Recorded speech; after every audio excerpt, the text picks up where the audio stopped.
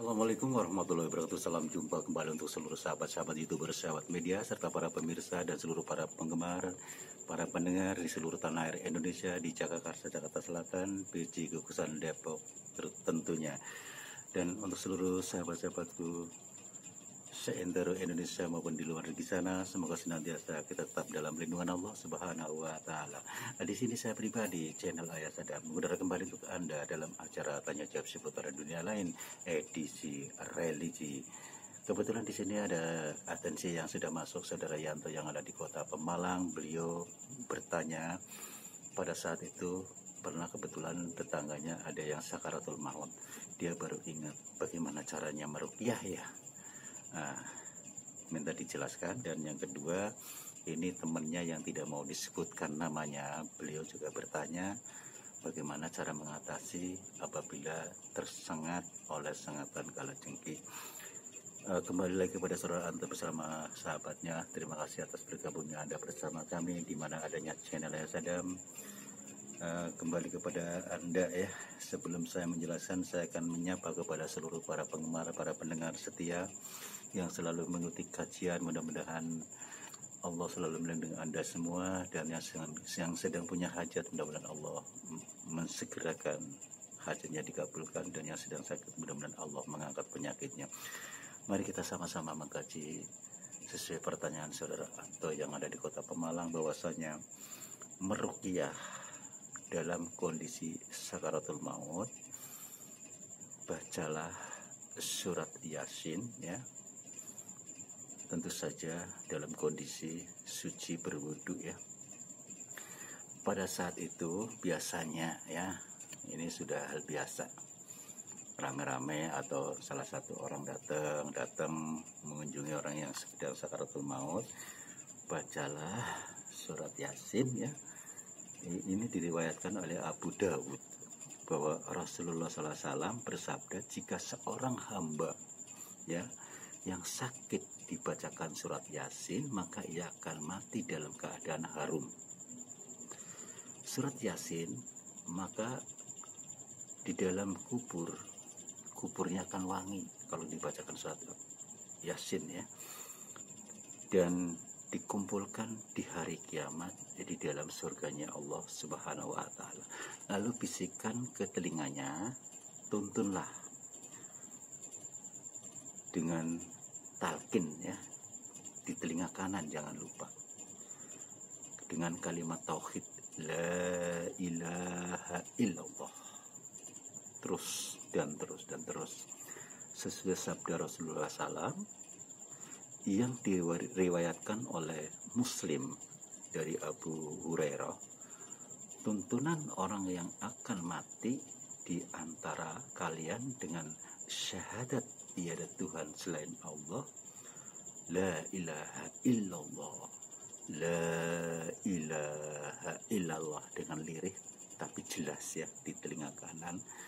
Insya Allah ini akan menyelamatkan bagi orang yang sedang sakaratul maut, dan kita yang menuntunnya pun akan terbantu oleh Allah Subhanahu wa taala. Kita akan mendapatkan syafaatnya di jam pada saat kita, katakanlah ada seorang yang masuk neraka. Kalau kita sebagai pengikut Nabi, kita keuntungannya banyak sekali. Kenapa? Setiap doa selalu dibawakan bahwa Nabi SAW tidak akan membiarkan umatnya atau pengikutnya masuk neraka. Beliau selalu membantu, memohon kepada Allah bahwa ya Allah ya Rabbi, itu seorang hamba yang masuk neraka sebagai pengikut saya, tolong angkat, pindahkan ke surgamu ya Allah. Insya Allah itu yang dikatakan mendapatkan syafaat dari Nabi kita, Nabi Muhammad SAW ya. Salah satu cukup jelas untuk saudara Anto ya. Saya akan melanjutkan pertanyaan yang kedua, yaitu apabila kena sengatan kalajengking ya. Ini juga diriwayatkan bahwa Tabrani bahwa Rasulullah SAW meruqyah dengan kalajengking. Apabila kena sengatan kalajengking, kita ruqyah dengan dengan sengatan kalajengking dan termasuk ular dengan cara sebagai berikut. Beliau mencampur air dengan garam, lalu membasuh luka tersebut seraya membaca surat Al-Kafirun dan termasuk surat An-Nas. Tidak disebutkan perbandingan airnya ya secukupnya sajalah. Sekiranya buat membasuh bekas sengatan kalajengking, jangan lupa membaca surat Al-Kafirun termasuk surat An-Nas, niat karena Allah, minta diangkat penyakitnya, minta disembuhkan. Dan apabila ada pisah yang Anda menyangkut di salah satu yang tersengat, mudah-mudahan Allah mengangkat pisahnya tersebut. Jadi saya hanya menghimbau, menggarisbawahi, setiap kita melakukan sesuatu, satu niat, yang kedua benar-benar kita kuat yakin karena Allah, insya Allah doa kita akan dikabul oleh Allah Subhanahu wa Ta'ala.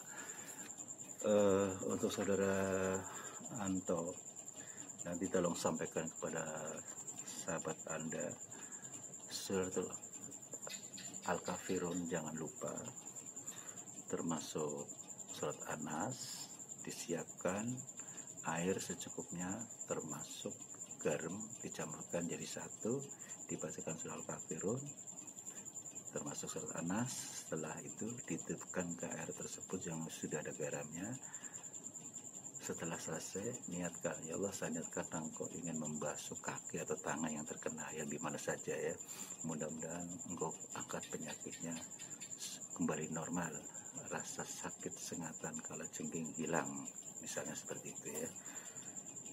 Jadi kenapa saya selalu memberi masukan, menggarisbawahi setiap pekerjaan atau doa kita didasari satu niat, yang kedua benar-benar kuat ya, dan orang yang pasti bisa membaca surat-surat yang ada, dan termasuk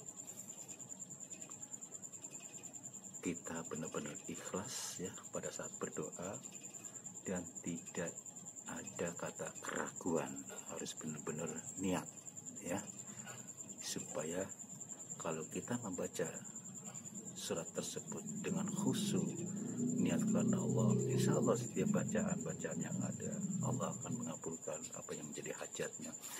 Demikianlah saudara pendengar di mana saja berada, baik di dalam lagi maupun di luar di sana, karena waktu jala kami harus turun dari udara.